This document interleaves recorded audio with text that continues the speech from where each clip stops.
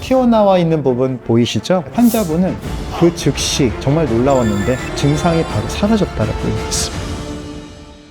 정형외과 전문의 이준범입니다. 최근에 젊은 사람들 뿐만 아니라 나이 드신 분들도 몸 관리를 위해서 헬스장에서 운동하시는 분들을 많이 보는데 흔히들 3대 운동이라고 하죠. 벤치프레스, 스쿼트, 데드리프트. 요새 인스타그램이나 유튜브 같은 데 보면 데드리프트가 꼭 나와요. 데드리프트가 전신 운동이고 후면사슬을 다 골고루 자극할 수 있는 강한 근력을 키워줄 수 있다는 장점이 있는 건데요. 생각보다 데드리프트를 하다가 뚝 하는 느낌과 함께 심한 허리 통증이 생겨서 오시는 분들이 꽤 있습니다. 오늘 영상은 데드리프트로 인한 허리의 질병 그리고 치료까지 오늘 한번 살펴보도록 하겠습니다.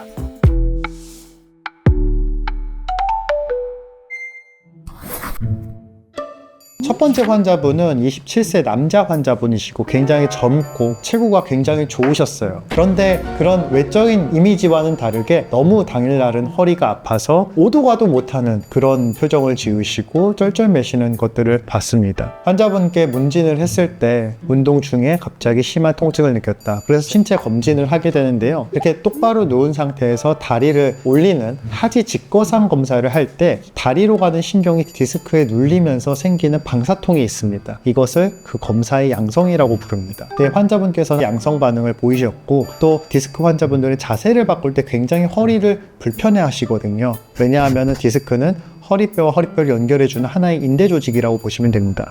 근데 그럴 때 불편해하시는 이 모습을 보고 제가 MRI를 권유해 드렸습니다. 요추 4번 그리고 5번 그리고 천추 이렇게 연결되어 있는데 볼록 튀어나와 있는 부분 보이시죠? 이분은 이렇게 볼록 풍선처럼 나와 있는데 이것을 저희가 추간판 낭종이라고 부릅니다. 이게 흔한 상황은 아니어서 저 역시도 그 문헌을 검색을 했고 그 문헌을 검색을 했을 때 수술적인 치료 방법까지 소개될 만큼 이 환자분도 증상도 심하셨고 또 눌리는 신경도 많았고 그래서 처음에는 수술을 해야 될까 고민스러웠었던 환자였습니다. 우선은 젊은 환자분이셨고 수술을 하기에 앞서 비수술적 치료로 충분히 좋아질 수 있는 가능성이 있다면 비수술적 치료를 먼저 고려하는 것이 현명한 방법이 되겠습니다. 시술은 다음과 같이 진행을 했습니다.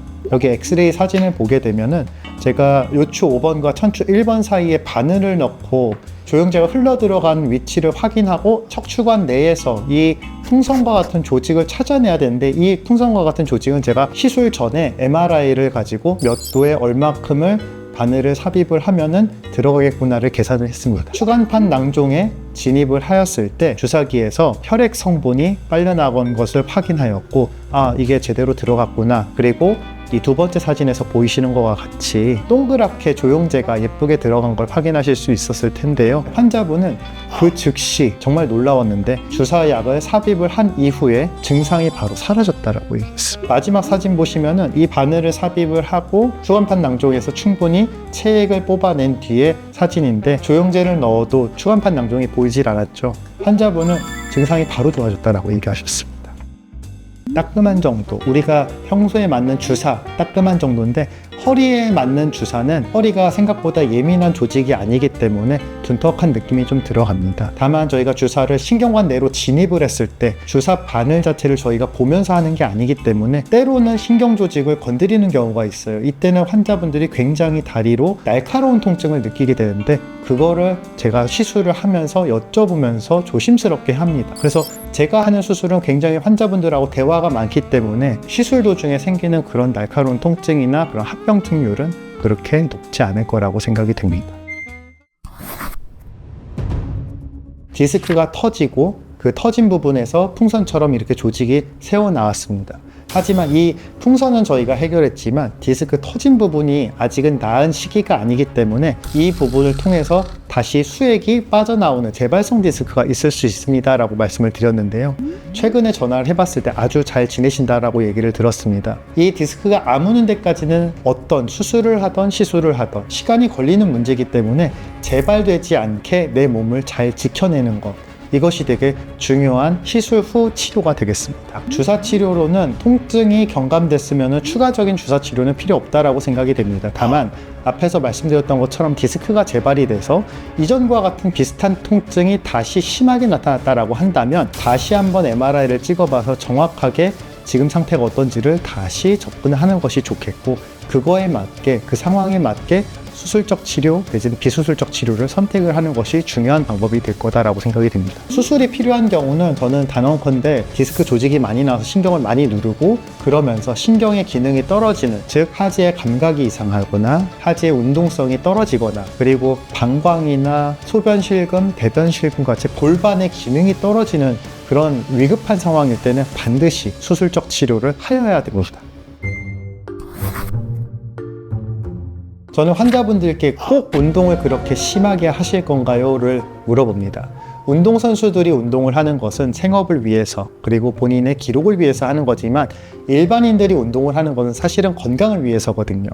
근데 운동을 하다가 아파서 병원에 올 정도로 건강이 해쳐졌다라고 한다면 그 운동이 정말 내 몸을 위한 운동인가를 생각을 해보셔야 됩니다. 그래서 데드리프트를 나중에 하냐 안 하냐가 중요한 게 아니라 건강을 위해서 나에게 좋은 운동이란 무엇인가 를 먼저 생각을 해보시는 게 좋겠다라고 말씀을 드렸고, 환자가 데드리프트는 하겠다라는 의지가 강하시면 저희는 먼저 재활을 하고 올바르게 몸을 쓸 수 있는 방법을 체득하신 다음에 본격적으로 운동을 하세요 라고 말씀을 드립니다. 처음에 디스크가 안 좋아지게 된 원인이 이 환자에서는 운동이었습니다. 따라서 내 몸에 맞는 운동을 정확한 자세로 하는 것이 가장 중요하겠고, 그렇다고 운동을 하지 말아라, 이건 좋은 접근 방법이 되지 않습니다. 건강하게 운동을 하는 법, 이것이 가장 중요한 치료의 근간이 될 것이고 앞으로도 내 몸을 지키는 가장 중요한 원칙이 될 것입니다.